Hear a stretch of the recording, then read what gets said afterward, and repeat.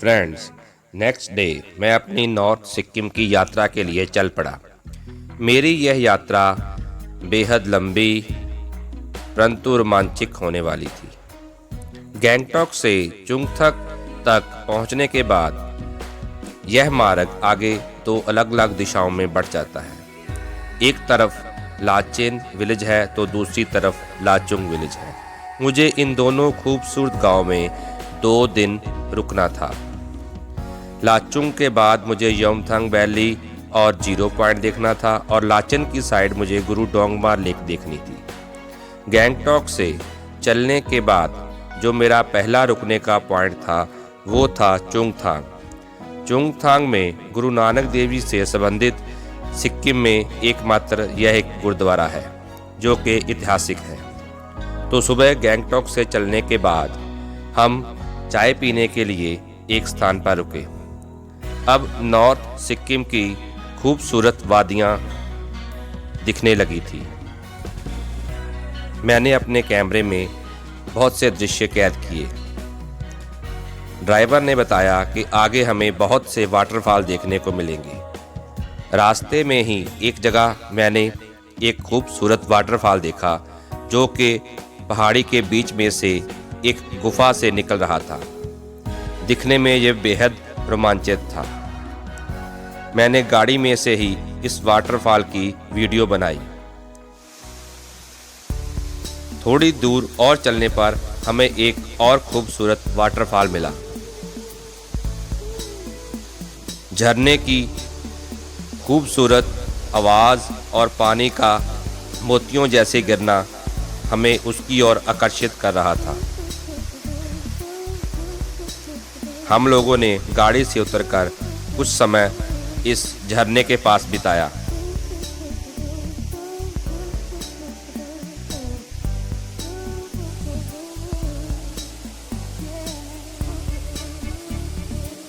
पानी के गिरने की आवाज़ और पानी का फ्लो मुझे बेहद अच्छा लग रहा था।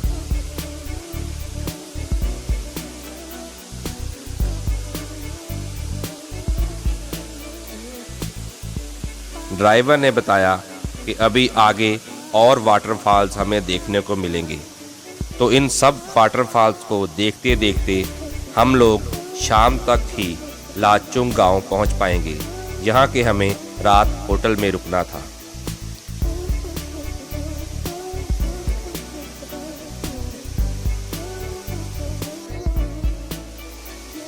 नॉर्थ सिक्किम का ये पूरा टूर मेरा 2 दिन का था और ये मैंने 30,000 रुपीज़ में बुक किया था, जिसमें कि ट्रैवलिंग, रहना एवं खाना शामिल था।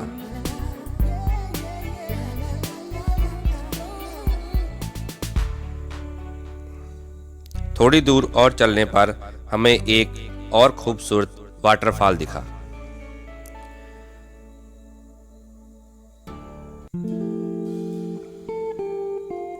यहाँ पर कुछ चट्टानें थी जिनको पार करने के बाद हम वाटरफॉल के नज़दीक पहुंच गए। मेरे बड़े लड़के ने वाटरफॉल को देखकर अपना संयम खो दिया और एक बोतल भरने के लिए उसकी तरफ चल पड़ा और गीली चट्टान होने के कारण वो वाटरफॉल में गिर पड़ा। गनीमत यह थी कि वाटरफॉल ज़्यादा गहराई में नहीं था।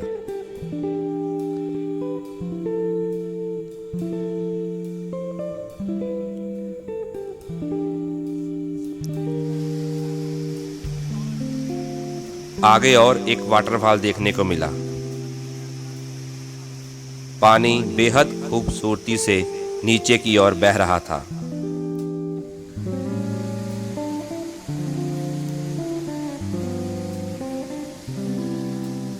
हमारी तरह और भी कई सैलानी इस वाटरफॉल पर कुछ समय बिता रहे थे।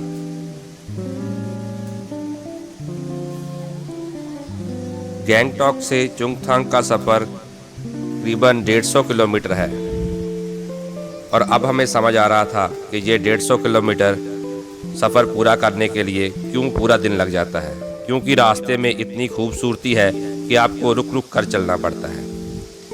आगे हमें एक और वाटरफॉल मिला जो कि बहुत ही लंबा था। और इस वाटरफॉल का नाम था अमिताभ बच्चन वाटरफॉल। यह वाकई ही बहुत लंबाई में था। पहले तो ऊपर का हिस्सा बादलों से ढका था। कुछ देर बाद जब बादल छटे तो हमें इसका ऊपर का हिस्सा भी दिखाई देने लगा। जितना ये नीचे से दिखाई दे रहा था उतना ही ये ऊपर भी था। शायद इसीलिए इसकी लंबाई के कारण इसका नाम अमिताभ बच्चन वाटरफॉल था।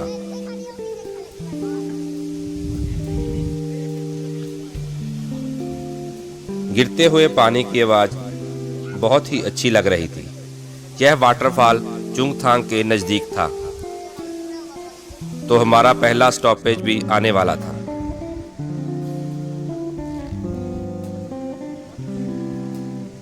अभी शाम होने को थी।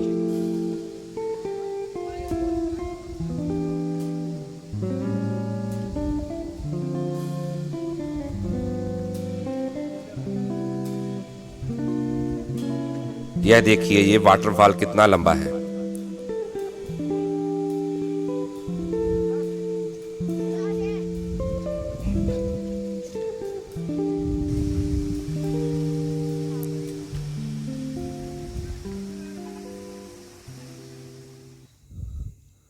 इसके बाद हमारी मंजिल आ गई, जो कि थी गुरुद्वारा नानक लामा साहिब।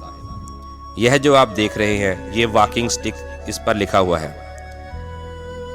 यह वो छड़ी है जो गुरु नानक देव जी ने यहाँ पर गाड़ी थी। इतिहास में बताया जाता है कि जब गुरु नानक देव जी तिब्बत को क्रॉस करने के बाद भारत में प्रवेश हुए तो वो गुरु डोंगमार लेक पर अपना चमत्कार दिखाने के बाद यहाँ चुंगथांग गांव में पहुँचे। यहाँ पर पहले अनाज नहीं बोया जाता था, या इस तरह कह सकते हैं कि यहाँ पर अनाज नहीं होता था। तो गुरुजी अपने साथ कुछ गेहूं के बीज लाए थे और कुछ चावल के बीज थे, तो उन्होंने यहाँ पर बिखरा दिए। तब से यहाँ पर अनाज की पैदावार शुरू हो गई। यहीं पर गुरुजी ने अपना चमत्कार दिखाते हुए एक धरती पर पड़े हुए पत्थर में से हाथ डालकर पीने के लिए पानी निकाला था। तो तब से यह लोग उस पत्थर को पूजते हैं। यह पत्थर जो आप देख रहे हैं, यह गुरुद्वारे के नज़दीक ही है, लेकिन गुरुद्वारे का हिस्सा नहीं है। इस पत्थर के इर्द गिर्द लोकल लोगों ने एक सुरक्षा कवर बना रखा है और वह नानक लामा की इस निशानी को बेहद श्रद्धा देते हैं।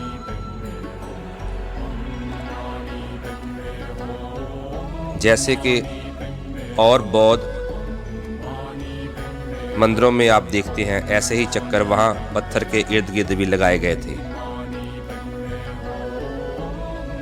मैंने उन लोगों में नानक लामा के प्रति बेहद श्रद्धा देखी। यह सिक्किम में एकमात्र गुरुद्वारा है। पत्थर काफी बड़ा था। यह कोई पहाड़ नहीं था, केवल एक पत्थर था, और पत्थर में बीच में से एक खड्डे में से पानी भरा हुआ था, जिसको के लोकल लोग अमृत मानते हैं। और उनका विश्वास है कि बहुत सी बीमारियां इस पानी से ठीक की जा सकती हैं। हम लोगों ने उस पत्थर की परिक्रमा की और बाद में हमारा ड्राइवर हमें उस जगह पर ले गया जहां पर के इस पत्थर में से एक छेद में पानी भरा हुआ था।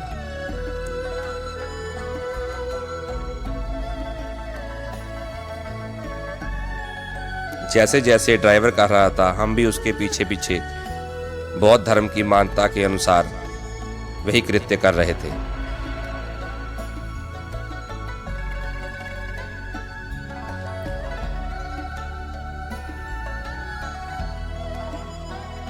ड्राइवर से हमें बहुत सारी जानकारी मिली। वो काफ़ी कुछ सिख धर्म के बारे में भी जानता था।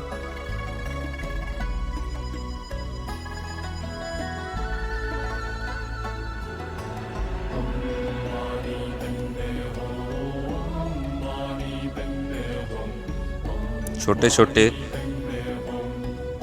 सिक्किम के बच्चे वहीं पत्थर के नज़दीक घूम रहे थे। यह वो खड्डा है जिसमें से कि पानी पीने के लिए प्राप्त किया जाता है। हैरानी की बात यह है कि पानी इस खड्डे में से बाहर फ्लो नहीं करता। जितना पानी निकालो उतना पानी और भर जाएगा, लेकिन कभी भी पानी इस खड्डे में से फ्लो नहीं करेगा। हम लोगों ने पानी को अमृत समझकर पिया। पानी पीने में बेहद स्वादिष्ट था।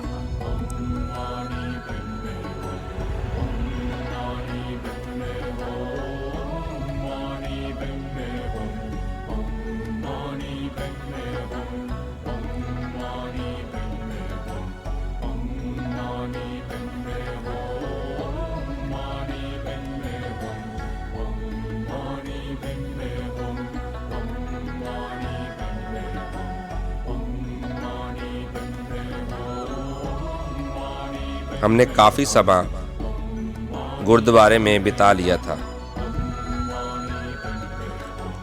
और अभी हमारा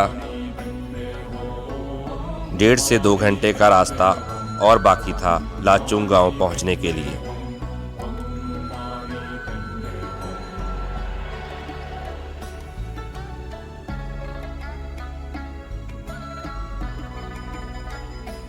क्योंकि यह सिक्किम में एकमात्र गुरुद्वारा था, तो मैं यहाँ पर अपना पूरा समय देना चाहता था।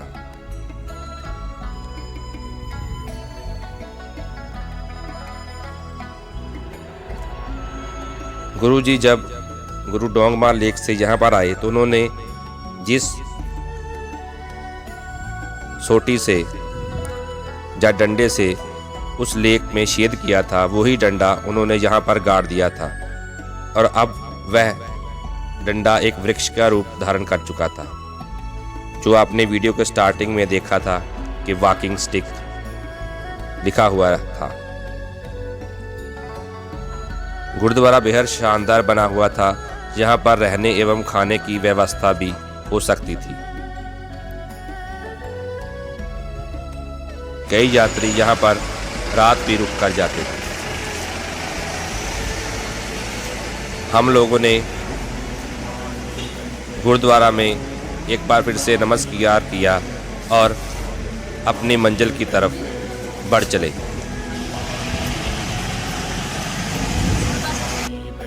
हम तकरीबन अंधेरा हुए लाचुंग विलेज पहुंचे और अपने होटल में विश्राम किया। तो नेक्स्ट एपिसोड में आप देखोगे कि सुबह हम कैसे 0 पॉइंट युमथांग वैली देखने गए।